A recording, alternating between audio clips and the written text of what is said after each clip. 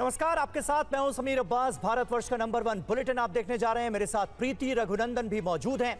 बड़ी खबर से कर रहे हैं शुरुआत। हरिद्वार में कांवड़ रूट पर मस्जिद मजारों से पर्दे लगाने के फैसले को प्रशासन ने पलट दिया है। सियासी हंगामा होने के बाद हरिद्वार में कांवड़ रूट की मस्जिदों पर लगे पर्दे हटा लिए गए। अब से थोड़ी देर पहले ही मस्जिदों के ढके होने की कुछ तस्वीरें सामने आई थी, लेकिन अब जो ताजा तस्वीरें सामने आई हैं उसमें आप देख सकते हैं कि जिन पर्दों से, तिरपाल से मस्जिदों मज़ारों को ढका गया था, अब एक एक करके उन्हें हटाया जा रहा है।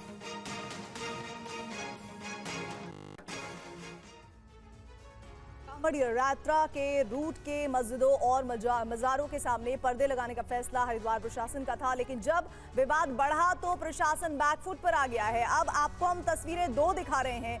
मस्जिदों और मज़ारों के सामने से पर्दे हटा लिए गए हैं। पहले लगे हुए नजर आ रहे थे और उसके बाद देखिए विवाद बढ़ा तो इन पर्दों को हटा लिया गया है। कांवड़ रूट पर मस्जिदों को ढकने का फैसला बदला गया है, जिसकी तस्वीरें आप देख रहे हैं। अवनीश पाल इस वक्त हमारे साथ, हमारे सहयोगी जुड़ गए हैं। अवनीश, पहले पर्दे लगाए गए और पर्दे हटाए गए, क्यों ऐसा किया गया? देखिए, बिल्कुल, क्योंकि फैसला लिया गया था, लेकिन क्योंकि इस मामले को लेकर काफी राजनीतिक विवाद भी उठ रहा है और कई तरीके के जो लोग हैं वो उस पर सवाल उठा रहे थे, इसलिए जो प्रशासन है, प्रशासन की तरफ से इस फैसले को वापस ले लिया गया है। और अवनीश, आपकी आवाज नहीं आ रही है। शुक्रिया फिलहाल जानकारी के लिए। लेकिन इस बीच जो तस्वीरें हम आपको दिखा रहे हैं वो बता रहे हैं कि किस तरह से पहले कांवड़ रूट से जहां से गुजर रहे थे कांवड़िए, वहां पर पर्दे लगाए गए थे मस्जिदों के सामने, मज़ारों के सामने, लेकिन बाद में जब विवाद हुआ तो पलट दिया गया इस फैसले को और पर्दे हटा लिए गए।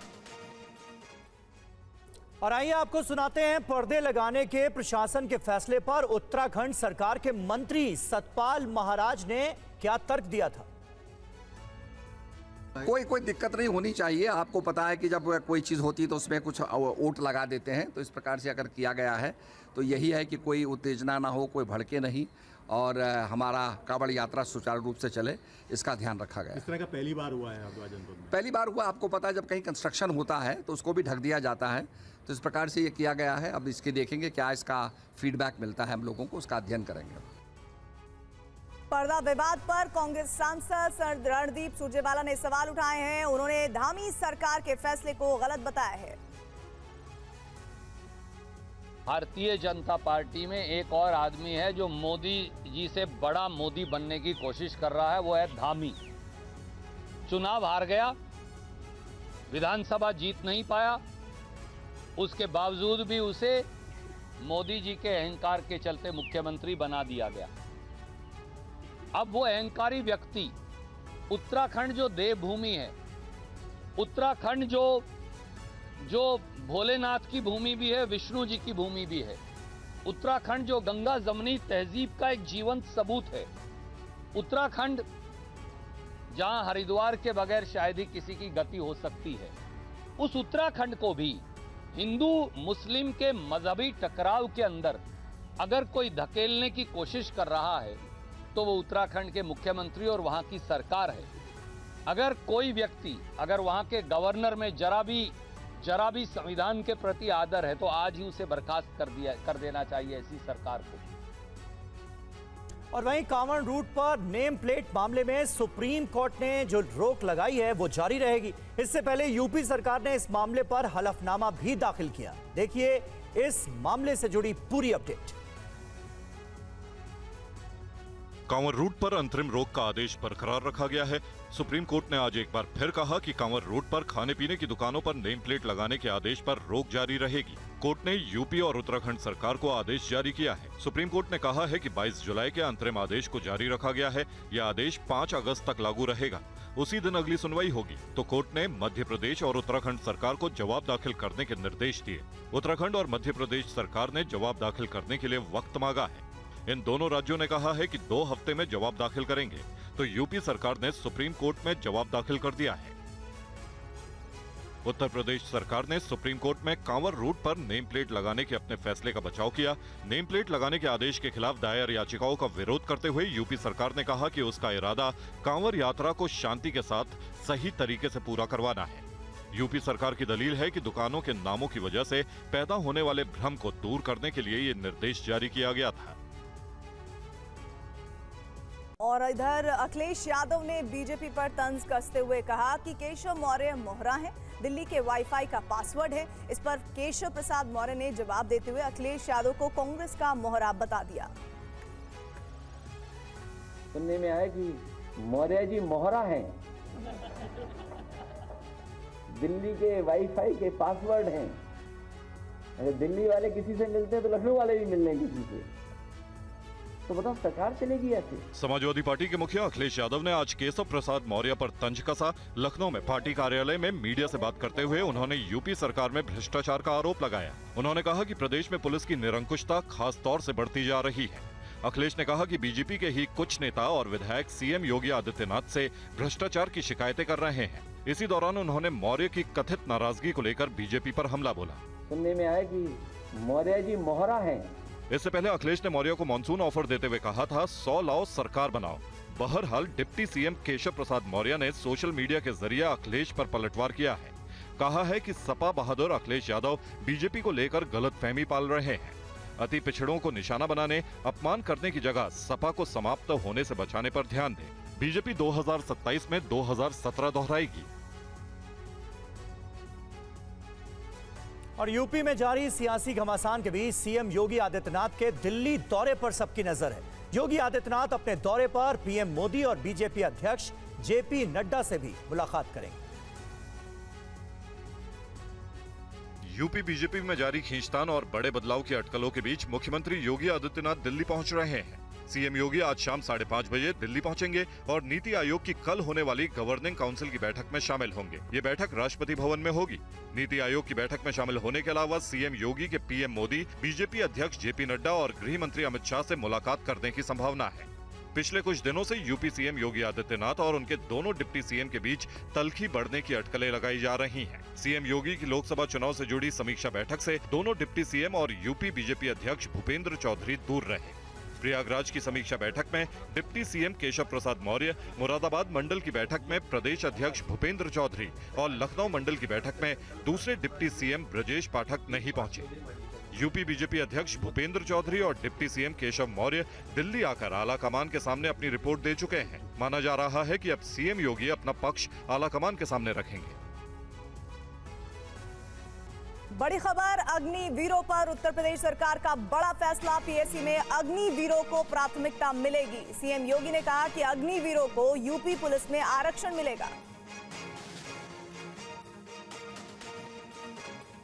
की है और उत्तर प्रदेश सरकार ने भी इस बात को कहा है कि अग्निवीर की योजना जैसे आगे बढ़ती है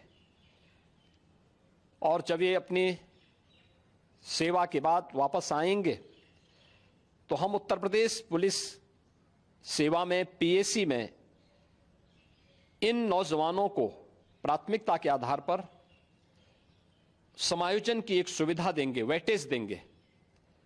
उनके लिए एक निश्चित आरक्षण की सुविधा हम अपनी सेना, अपनी पुलिस में उपलब्ध करवाएंगे। एक ट्रेन मैन पावर हमें मिलेगा, अनुशासित युवा हमें मिलेगा और इसका लाभ राज्य लेने के लिए पूरी तरह हम लोग प्रतिबद्ध होंगे कि उन ट्रेंड युवाओं को हम आगे बढ़ा सकें। और ममता बनर्जी अब नीति आयोग की मीटिंग में शामिल होंगी तो झारखंड के मुख्यमंत्री हेमंत सोरेन भी नीति आयोग की बैठक में शिरकत करेंगे। नीति आयोग की बैठक का इंडिया ब्लॉक के कई दल बॉयकॉट कर रहे हैं, तो अब ममता बनर्जी ने नीति आयोग की बैठक में शामिल होने का फैसला किया है। ममता बनर्जी ने कहा कि केंद्र सरकार ने पश्चिम बंगाल समेत सभी विपक्षी सरकारों को पूरी तरह से नजरअंदाज किया है। ममता बनर्जी के मुताबिक वो नीति आयोग की बैठक में अपना विरोध दर्ज कराएंगी और पश्चिम बंगाल के साथ भेदभाव के मुद्दे को उठाएंगी। टीएमसी सांसद शत्रुघ्न सिन्हा ने कहा कि ममता बनर्जी नीति आयोग की बैठक में भेदभाव और अत्याचार के मुद्दे को मजबूती से रखेंगी। सबसे पॉपुलर और सबसे पावरफुल है, उनकी आवाज में, उनके व्यक्तित्व में बहुत दम है। और जब वो कहती हैं कि नीति आयोग में आवाज उठाएंगी तो आप समझ लीजिए इसके अंदर बहुत गहराई है। इसके अलावा झारखंड के मुख्यमंत्री हेमंत सोरेन ने भी नीति आयोग की बैठक में शामिल होने का फैसला किया है। तो कांग्रेस और आम आदमी पार्टी समेत विपक्ष के 5 मुख्यमंत्रियों ने इस बैठक का बॉयकॉट करने का फैसला किया। केरल और तमिलनाडु के मुख्यमंत्री इस मीटिंग में शामिल नहीं होंगे।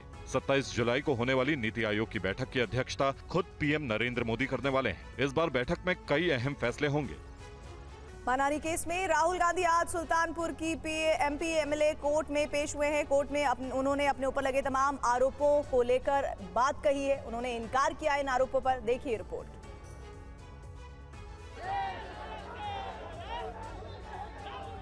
तस्वीरें सुल्तानपुर के एमपी एमएलए कोर्ट परिसर की।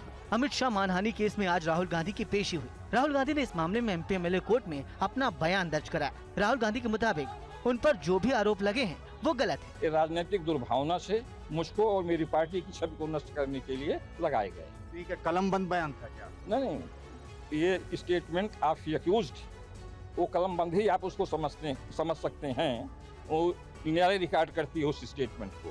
जी, अगली सुनवाई जो वो 12 अगस्त को अगली सुनवाई साक्ष्य के लिए है। अभियोगी अपना साक्ष्य प्रस्तुत करेगा, मेरे द्वारा उसे प्रतीक्षा की जाएगी। बाकी जो नतीजा होगा भविष्य में आपको सूचित किया जाएगा। कोर्ट में पेश हुए राहुल गांधी ने कहा कि उन्हें एक राजनीतिक एजेंडे के तहत फंसाया गया है। अब इस मामले की अगली सुनवाई 12 अगस्त को होगी। लोकसभा में नेता प्रतिपक्ष राहुल गांधी पर गृह मंत्री अमित शाह पर विवादित टिप्पणी करने का आरोप है।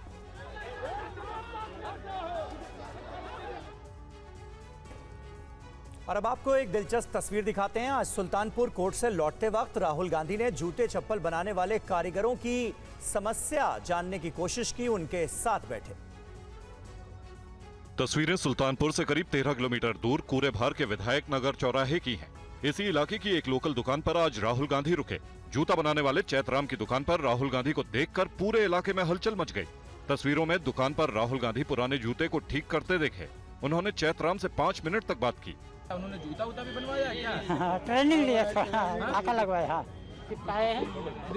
अच्छा, चिपकाए हैं, उसको सिलाई की है। राहुल गांधी ने चैतराम से पूछा कि इस दुकान से कितना कमा लेते हैं और परिवार का गुजारा कैसे चलता है। उन्होंने जूते की सिलाई और चप्पल ठीक करने की कारीगरी भी सीखी। राहुल गांधी जी से बात भी कैसा लगा? उनसे भी बहुत अच्छा लगा। उसने हमारे मतलब ये मोसी बिरादरी को रिस्पेक्ट दिया, इज्जत दिया। यहाँ पर आकर हमारे जो है मान सम्मान किया। बट यही पूछ रहे थे कि इस काम को आप क्यों नहीं करते हैं। हमने पहले ये काम कर रहे थे तो लोग बहुत गलत नहीं कर सकते थे हमको।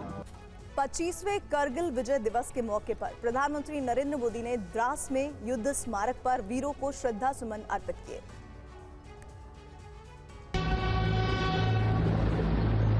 पीएम मोदी ने आज लद्दाख के द्रास में करगिल जंग में शहीद हुए वीरों को श्रद्धांजलि दी। उन वीर जांबाज शहीदों को नमन किया जिन्होंने 25 साल पहले पाकिस्तानी सैनिकों को पीठ दिखाकर भागने पर मजबूर कर दिया और द्रास की इन चोटियों पर अपने देश का तिरंगा लहरा दिया था। पीएम जब शहीदों को नमन कर रहे थे उस दौरान सेना हेलीकॉप्टर से पुष्प वर्षा सलामी दी गई। जंग में शहीद हुए वीर जवानों को देश आज नमन कर रहा है। इस मौके पर पीएम ने कहा कि राष्ट्र रक्षा के लिए अपनी जान की बाजी लगाने वाले लोगों के नाम अमिट रहते हैं। करगिल में हमने केवल युद्ध नहीं जीता बल्कि सत्य, संयम और सामर्थ्य का अद्भुत परिचय दिया था। शहीदों को नमन करने के बाद पीएम ने लद्दाख में करगिल युद्ध स्मारक का दौरा किया। पीएम ने करगिल की 25वीं वर्षगांठ के मौके पर युद्ध के नायकों के परिवारों से मुलाकात की और उनके साथ फोटो खिंचाई। और द्रास से पीएम ने आतंकिस्तान को भी संदेश दिया। उन्होंने कहा कि पाकिस्तान के नापाक मंसूबे कभी कामयाब नहीं हो पाएंगे। पाकिस्तान ने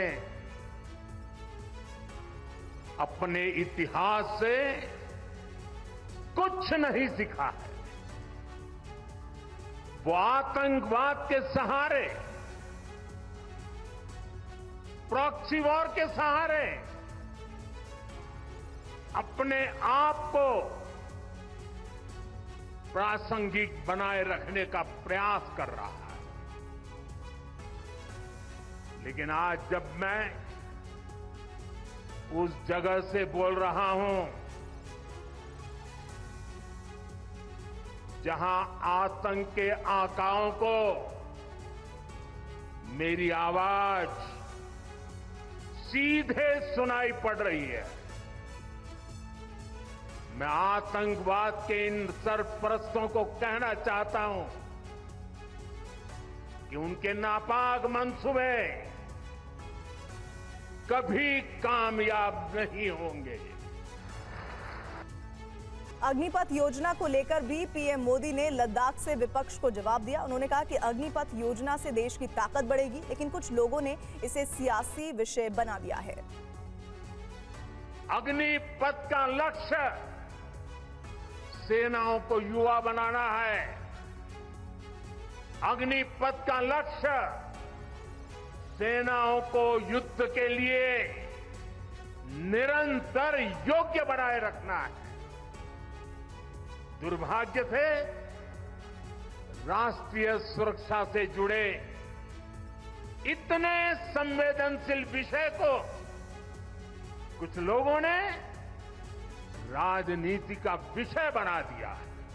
आज मोदी के शासनकाल में जो भर्ती होगा, क्या आज ही उसको पेंशन देना है क्या? उसको पेंशन देने की नौबत 30 साल के बाद आएगी। क्या मोदी जब 105 साल का होगा, 30 साल के बाद जो पेंशन बचेगा, उसके लिए मोदी ऐसा राजनीतिक है जो आज गाली खाएगा?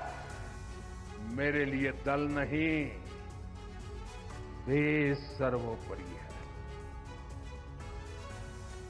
और आज राज्यसभा में किसानों के मुद्दे पर जबरदस्त हंगामा हुआ। कृषि मंत्री शिवराज सिंह चौहान किसानों के मुद्दे पर बोल रहे थे, तभी विपक्ष हंगामा करने लगा। की सरकार है, किसानों के हित में हम फैसला लगातार कर रहे हैं। और भी विचार आवश्यक है, उस पर सरकार प्रधानमंत्री नरेंद्र मोदी जी के नेतृत्व में गंभीर है और उचित कदम समिति की रिपोर्ट आने के बाद उस पर हम विचार करेंगे। एक बार आप चुप रहेंगे। Randeep Surjewala, nothing will go on record. I hear by name Randeep Surjewala. कमाल की बात है, इतना बड़ा संसद है, किसान की चर्चा हो रही है और चर्चा को दोनों तरह से बाधित कर रहे हैं। सुनिए, आपका आचरण देखिए, ये किसान की सेवा कर रहे हैं क्या आप किसान की ये सेवा कर रहे हैं क्या? चर्चा कीजिए, विचार लाइए, बातें बताइए। आप भी चुप रहिए please. Rajni Ashok Rao Patil, take your seat please. Honourable, please listen to me. Honourable members, उत्तर बंगाल को पूर्वोत्तर भारत में शामिल करने के मुद्दे पर आज लोकसभा में हंगामा हुआ। इस मुद्दे को टीएमसी सांसद ने उठाने की कोशिश की। उत्तर बंगाल के पूर्वोत्तर भारत में शामिल करने के मुद्दे को टीएमसी ने आज लोकसभा में उठाया। टीएमसी सांसद ने सुकांत मजूमदार और निशिकांत दुबे के बयान को आधार बनाकर इस मुद्दे को उठाने की कोशिश की। North east region said that the north Bengal will be divided. कहाँ पे कहा? सदन में तो नहीं कहा ना, जब बोला ना बाहर में, सदन में नहीं कहा ना, तो बाहर की बात सदन में चर्चा नहीं होगी। Mister Nishikant Dubey, no please, mister Nishikant Dubey has said in house, क्या mister Nishikant Dubey has said in the house that the from 2 districts should be taken from the west Bengal. What is this? उन्होंने अपना विशेष शून्यकाल में रखा, लेकिन हम जो बार के विषय उस पर चर्चा करेंगे। लोकसभा अध्यक्ष ओम बिरला ने कहा कि सुकांत मजूमदार ने उत्तर बंगाल को पूर्वोत्तर भारत में शामिल करने का मुद्दा सदन से बाहर उठाया था। ऐसे में इस मुद्दे को अब सदन में उठाना उचित नहीं है। जो बार के विषय उस पर चर्चा करेंगे। केरल और पश्चिम बंगाल सरकार की याचिका पर सुप्रीम कोर्ट ने नोटिस जारी कर जवाब मांगा है। दोनों राज्य सरकारों ने राज्यपाल के फैसले को चुनौती देते हुए ये याचिका दायर की है। केरल और पश्चिम बंगाल में विभिन्न विधेयकों को लंबे समय तक रोके रखने और उन पर गवर्नर की ओर से सहमति न देने का मामला अब सुप्रीम कोर्ट पहुंच गया है। मामले में दायर याचिकाओं पर सुनवाई करते हुए सुप्रीम कोर्ट ने दोनों राज्यों के राज्यपाल सचिवालय और केंद्र को नोटिस जारी कर जवाब मांगा है। कई मामले ऐसे भी हैं जिन्हें राष्ट्रपति के पास विचार के लिए भेजा जाना है। याचिका में राज्यपालों के फैसले को चुनौती दी गई है। दोनों राज्यों के राज्यपाल सचिवालय को नोटिस जारी कर 3 हफ्ते में जवाब मांगा गया है। पश्चिम बंगाल और केरल सरकार ने राज्यों के राज्यपाल के खिलाफ विधेयक लंबित करने को लेकर सुप्रीम कोर्ट में याचिका दायर की थी। राज्य सरकारों का कहना है कि बिल पिछले कई महीनों से रुके हुए हैं। विधानसभा के 4 पारित विधेयकों पर सहमति रोकने पर केरल ने सुप्रीम कोर्ट का रुख किया है। वहीं पश्चिम बंगाल सरकार ने भी 2022 से 8 विधेयकों पर कार्रवाई नहीं करने पर सुप्रीम कोर्ट में याचिका दायर की है। तेलंगाना सरकार ने इसी मुद्दे पर पहले ही सुप्रीम कोर्ट में याचिका दायर कर रखी है।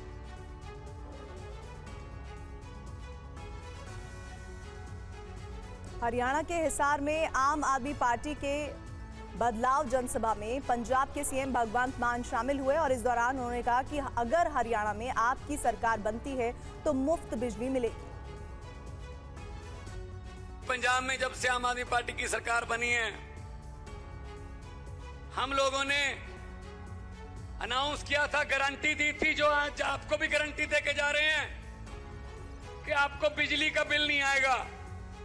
आपके घरों में बिजली 24 घंटे आएगी लेकिन बिल नहीं आएगा।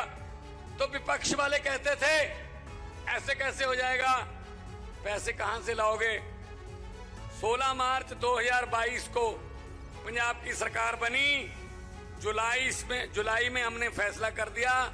आज 2 साल से ज्यादा हो गए, 90% घरों को पंजाब में बिजली का बिल जीरो आता है। जीरो बिजली आती है, बिल नहीं आता। 600 यूनिट माफ कर रखे हैं हमने। हर 2 महीने बाद बिल आता है। 300 यूनिट एक महीने के, 600 यूनिट। अब जिसने 5 एसी लगा रखे हैं, 4 गीजर लगा रखे हैं, उसको तो बिल आएगा, लेकिन 90% घरों को बिजली का बिल नहीं आ रहा। और विशेष राज्य के मुद्दे पर बिहार विधानसभा में आज फिर हंगामा हुआ। विपक्षी विधायकों ने प्रदर्शन के बीच नीतीश सरकार को घेरा।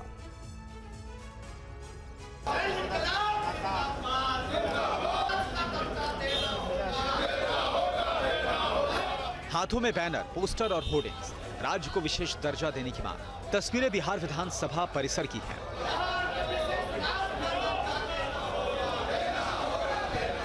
इंडिया ब्लॉक के विधायकों ने आज फिर नीतीश सरकार पर सवाल उठाए और बिहार को विशेष दर्जा देने की मांग की। इस बीच आरजेडी विधायक विजय मंडल ने सीएम नीतीश कुमार के खिलाफ असंसदीय शब्दों का इस्तेमाल किया। इसके राज में दाखिल खारिज कराने जाइए तो पैसा दीजिए। इसके राज में सोन में कहीं पानी नहीं आया, इस पर चर्चा नहीं करा रहे हैं। बिहार में रोज हत्या हो रही है, तो भ्रष्ट नहीं तो भ्रष्ट मुख्यमंत्री नहीं है। आरजेडी विधायक के विवादित बयान पर बीजेपी एमएलए जीवेश मिश्र ने नाराजगी जताई है। संसदीय आचरण में असंसदीय भाषा का कोई जगह नहीं, इसलिए इन चीजों की मैं भर्त्सना करता हूं, निंदा करता हूं। इस प्रकार के शब्द इस्तेमाल करने वाले लोगों की मैं कड़ी शब्दों में निंदा करता हूं। लोकसभा में नेता प्रतिपक्ष राहुल गांधी को दिल्ली के 5 सुनहरी रोड पर बंगला ऑफर किया गया। प्रियंका इस बंगले का मुआयना करने पहुंची। राहुल को जो बंगला ऑफर हुआ है वो कैसा है, क्या कुछ खास है, ये जानने के लिए देखिए संवाददाता कुमार विक्रांत की एक्सक्लूसिव रिपोर्ट। जब राहुल गांधी एक बार फिर सांसद बने हैं, रायबरेली से वायनाड उन्होंने छोड़ दिया है और लोकसभा में नेता प्रतिपक्ष भी बने हैं, तो उनको ये एक बड़ा बंगला 5 सुनहरी बाग रोड, नई दिल्ली 00001 ऑफर किया गया है। प्रियंका गांधी इस बंगले को देखने आई थी, उन्होंने पूरा मुआयना किया है। अभी इंतजार है कि राहुल गांधी, प्रियंका गांधी, गांधी परिवार इसको स्वीकार करता है इस ऑफर को या नहीं करता है, क्योंकि पहले भी राहुल गांधी को कई बंगले दिखाए गए थे, उन्होंने बंगला स्वीकार नहीं किया था। लेकिन जिस तरीके से प्रियंका गांधी ने काफ़ी देर यहाँ बिताई है और जिस तरीके से एक एक कमरे का मुआयना किया है, उसके बाद माना जा रहा है कि शायद राहुल गांधी का नया पता 5 सुनहरी बाग लेन रोड हो सकता है।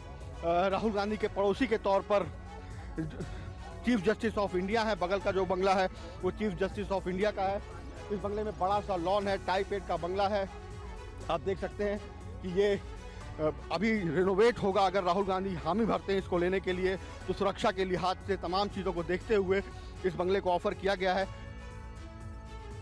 और राजस्थान विधानसभा में कांग्रेस पर सिविल लाइंस विधायक गोपाल शर्मा जमकर बरसे। उन्होंने गोविंद देव जी मंदिर के विकास कार्यों का पैसा होल्ड करने को लेकर सवाल उठाए।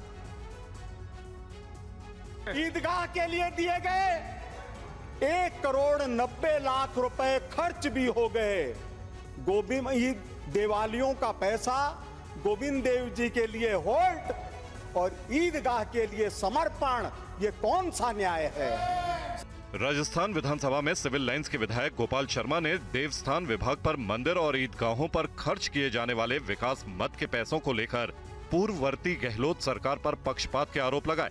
साथ ही गोविंद देव जी मंदिर के विकास कार्यों को होल्ड करने को लेकर सवाल खड़े किए।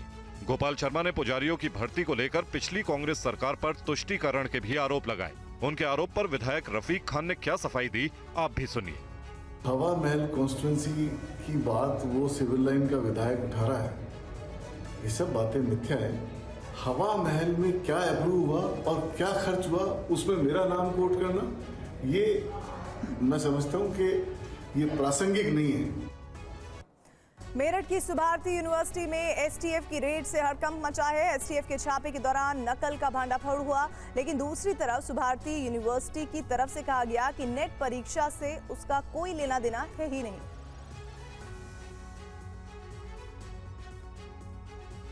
यूपी के मेरठ में सुभारती यूनिवर्सिटी में नेट की परीक्षा के दौरान एसटीएफ ने सर्च ऑपरेशन चलाया। इस सर्च ऑपरेशन के दौरान परीक्षा में नकल कराने का मामला सामने आया।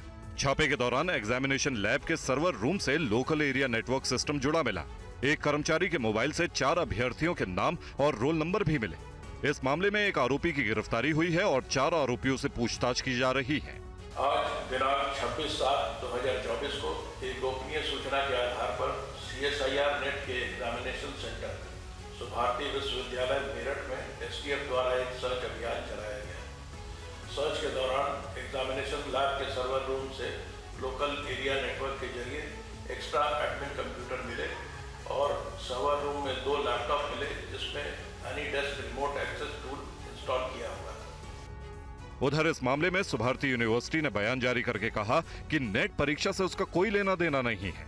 परीक्षा के लिए लैब निजी कंपनी को किराए पर दी गई थी। यूनिवर्सिटी ने जांच में सहयोग का भरोसा भी दिलाया। और उत्तराखंड के रुद्रप्रयाग में बारिश की वजह से मद महेश्वर धाम में कई तीर्थयात्री संकट में फंस गए। एक अस्थायी पुल के भी बह जाने की खबर है।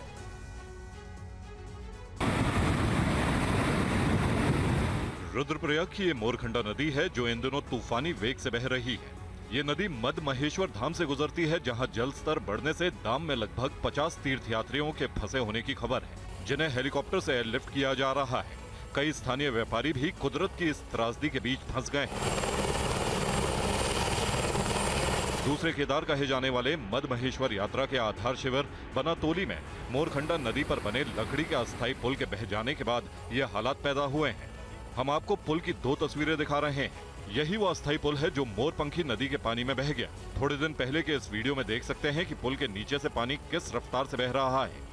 पूरा पुल बहने की कगार पर है। लोग जान जोखिम में डालकर आ जा रहे थे। कोई लापरवाही ना हो इसके लिए पुल पर एक शख्स की तैनाती भी कर रखी थी, लेकिन देखिए ये पुल भी पानी में समा गया। आपको बता दें कि पिछले साल 14 अगस्त 2023 को मोरखंडा नदी में 70 के दशक में बना लोहे का गार्डर पुल मोरखंडा नदी की तेज धाराओं में समा गया था। गुजरात के कई इलाकों में भारी बारिश जारी है। डांग जिले के जीरा झरने में भी हाहाकार मचा हुआ है और कई गांवों में बाढ़ से हालात खराब है। गुजरात के डांग का ये है जीरा झरना। कहने को ये जीरा है, लेकिन आज ये तूफानी हो चला है। झरने में इतना पानी आने की वजह डांग और आसपास के जिलों में लगातार बारिश का होना बताया जा रहा है। लगातार बारिश की वजह से नदियां उफान पर हैं। इसकी वजह से नवसारी के कई गांवों और शहरों के निचले इलाकों में बाढ़ आ गई है। घरों की हालत देखिए, कई जगहों पर घर की पहली मंजिल लगभग पानी में डूब गई है। कई मंदिरों में भी पानी भरा है। भगवान की मूर्तियों ने जल समाधि ले ली है। कई गांवों के लोग पलायन कर रहे हैं, घर के सामानों के साथ सुरक्षित ठिकाने की तलाश में हैं। इस बीच जिला प्रशासन ने अलर्ट जारी किया है। जिला अधिकारी ने बाढ़ प्रभावित लोगों से अस्थायी शिविरों में मुलाकात की और हर संभव मदद का भरोसा दिया। फिलहाल 100 से ज्यादा लोगों का रेस्क्यू किया गया है। नदियों में जो पानी का बहाव दिख रहा है उस हिसाब से हमने 110 लोगों को रेस्क्यू करके शेल्टर हाउस पे रखा हुआ है। नगर पालिका, पुलिस और एडमिनिस्ट्रेशन तीनों साथ मिलके लोगों को प्रिवेंटिवली पहले निकल आने के लिए बोल रहे हैं, जो कि जिस हिसाब से आगे रेस्क्यू नहीं करना पड़े। और गुजरात के वडोदरा में एक दिन में हुई 35 सेंटीमीटर बारिश के बाद जिले में बाढ़ के हालात बने हुए हैं। लोगों को सुरक्षित जगहों पर पहुंचाया जा रहा है। रेस्क्यू की ये तस्वीरें गुजरात के वडोदरा की है, जहां राहत और बचाव कर्मी बाढ़ग्रस्त इलाकों में लोगों को बुला बुलाकर रेस्क्यू कर रहे हैं और उन्हें नाव के जरिए सुरक्षित स्थान पर पहुंचाया जा रहा है। वडोदरा में ये हालात आसमान से बरसी आफत के बाद बने हैं। घर, सोसाइटी, सड़क सब दरिया में तब्दील नजर आ रहे हैं। विश्वामित्री नदी खतरे के निशान से 3 फीट ऊपर बह रही है। नदी में आई बाढ़ का पानी शहर में घुस गया है। वडोदरा नगर निगम ने कई आश्रय स्थल बनाए हैं। वहीं ऊपरी इलाकों में बारिश की संभावना को देखते हुए एनडीआरएफ और एसडीआरएफ की एक टीम को अलर्ट रखा गया है। हालात को देखते हुए प्रशासन ने वडोदरा में स्कूल कॉलेजेस को बंद कर दिया है। कमातीपुरा, परशुराम, भट्टो समेत निचले इलाकों में 3 फीट से ज्यादा पानी भरा है। विश्वामित्री नदी में बढ़ते जल स्तर के चलते एहतियातन काला घोड़ा पुल से आवाजाही रोक दी गई है। वहीं पानी भरने की वजह से कई गांवों का संपर्क टूट गया है। विश्वामित्री नदी में बने हालात की वजह से वडोदरा में मगरमच्छों के घुसने का खतरा भी बढ़ गया है, जिसके बाद लोग दहशत में हैं। प्रशासन लोगों से नदी के पास न जाने की अपील कर रहा है। महाराष्ट्र के रायगढ़ में 14 लोगों को तट रक्षकों ने बचाया। रेस्क्यू ऑपरेशन में हेलीकॉप्टर को भी लगाया गया। कोस्ट गार्ड का यह हेलीकॉप्टर रेस्क्यू ऑपरेशन में लगा है। अरब सागर के अथाह समुद्र में फंसे लोगों को निकालने में जुटा है। बताया जाता है कि भारतीय तट रक्षकों को खबर मिली कि रायगढ़ के पास अलीबाग में दूर समुद्र के लहरों के बीच एक स्टील कंपनी की टगबोट चट्टान से टकरा गई और फंस गई है। इसकी इंजन में पानी भर गया है, जिसकी वजह से वो आगे नहीं बढ़ पा रहा है। तट रक्षकों को जहाज में फंसे होने की खबर मिली, जिसके बाद कोस्ट गार्ड के जवानों ने मोर्चा संभाला। पता चला है कि जहाज के चालक दल समेत 14 लोग मौजूद थे, जिसकी जान खतरे में है। बताया जाता है कि रायगढ़ और आसपास के इलाकों में इन दिनों मौसम बेहद खराब है, जिसकी वजह से जीएसडब्ल्यू की ओर से चलाया जा रहा है ये छोटा मालवाहक जहाज जयगढ़ और सालाव के बीच तूफान में फंस गया। ये तस्वीर देखिए, ये वही 14 लोग हैं जिन्हें कोस्ट गार्ड ने रेस्क्यू किया है। बताया गया है कि समुद्र के बीच फंसे लोगों को बाहर निकालने के लिए एयरलिफ्ट किया जाना ही एकमात्र उपाय था। बगैर समय गंवाए कोस्ट गार्ड के जवानों ने ऑपरेशन शुरू किया और हेलीकॉप्टर के जरिए सभी लोगों को सुरक्षित बाहर निकाला। और उत्तरकाशी में भारी बारिश जारी है। इसकी वजह से यमुनोत्री मंदिर को जोड़ने वाले पुल की दीवार भी कल रात बह गई। यमुनोत्री धाम की तस्वीरें हैं, जहां पर तबाही बिखरी पड़ी है। कल रात भारी बारिश की वजह से यमुना नदी उफान पर आई और अपने साथ यमुनोत्री मंदिर को जोड़ने वाले तटबंध भी बहाकर ले गई। यमुनोत्री धाम में पुजारी, महासभा के कमरे और स्ट्रीट लाइट भी क्षतिग्रस्त हो गई हैं। पानी का वेग कितना तेज था, ये तस्वीरें जाहिर कर रही हैं। बताया जाता है कि पानी के साथ 3 खच्चर और 1 मोटरसाइकिल भी बह गई। यहाँ पर बने कुछ होटल्स को भी भारी नुकसान हुआ है, जिसकी कुर्सियां, टेबल, कई अन्य सामान जहां तहां बिखरे पड़े हैं। अब देखिए यमुना नदी के स्नान घाट की तस्वीर, ये पूरी तरह से क्षतिग्रस्त हो गया है। बड़े बड़े पत्थर और रेत के मलबे से घाट भर गए हैं। स्थानीय प्रशासन के मुताबिक यमुनोत्री धाम को जोड़ने वाले पैदल मार्ग पर राम मंदिर पर स्थित रजिस्ट्रेशन केंद्र को भारी नुकसान हुआ है। यमुना नदी के उफान की वजह से NH बड़कोट यमुनोत्री राष्ट्रीय राजमार्ग से आवाजाही ठप हो गई है। हनुमान चट्टी, बनास और डाबरकोट के पास यातायात बुरी तरह से प्रभावित हुआ है। मलबे को हटाने का काम जारी है।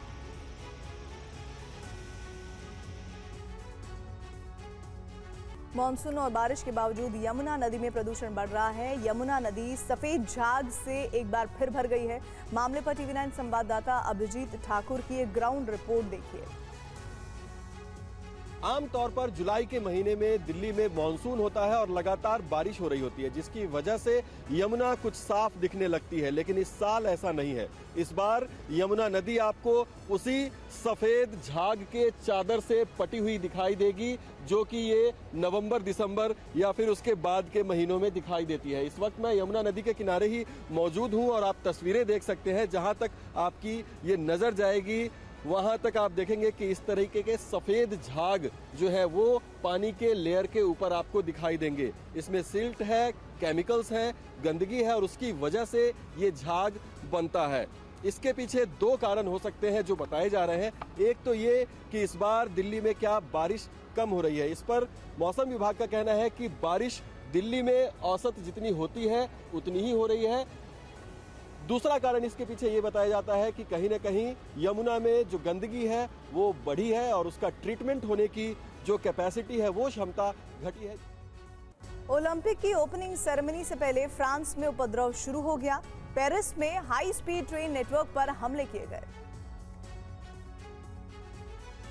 फ्रांस में ओलंपिक गेम्स शुरू होने से पहले पेरिस में ट्रेन नेटवर्क पर हमले से हड़कंप मच गया। पेरिस में कई रेलवे लाइनों पर तोड़फोड़ और आगजनी की खबरें सामने आई हैं। फ्रांस में ट्रेन नेटवर्क को बाधित करने के लिए यह हमला किया गया। हमले के आधे घंटे के अंदर पेरिस से आने जाने वाली कई ट्रेनों को रद्द कर दिया गया। हमले की वजह से करीब 8 लाख यात्री स्टेशनों पर फंसे हुए हैं। कई ट्रेनें 1 से 1.5 घंटे की देरी से चल रही हैं। फ्रांस के सरकारी रेलवे ने सभी पैसेंजर्स को सलाह दी है कि लोग अभी स्टेशन ना जाएं। ट्रेनों को सुचारू रूप से दोबारा चलाने के लिए इंजीनियर और रेलवे स्टाफ कोशिश कर रहे हैं। रेलवे लाइनों पर हमला किसने और क्यों किया, इसकी जानकारी अभी सामने नहीं आई है। फ्रांस के पश्चिम, उत्तर और पूर्वी क्षेत्रों में स्थित लाइनें प्रभावित हुई हैं। रेल नेटवर्क पर हमले से पड़ोसी देश बेल्जियम और लंदन जाने वाली ट्रेनें भी प्रभावित हुई हैं। पेरिस में रेल नेटवर्क पर हमले को देखते हुए ब्रिटेन ने अपने नागरिकों के लिए एडवाइजरी जारी की है। और इसी के साथ ही वक्त एक ब्रेक का। आप देखते रहिए TV9 भारतवर्ष।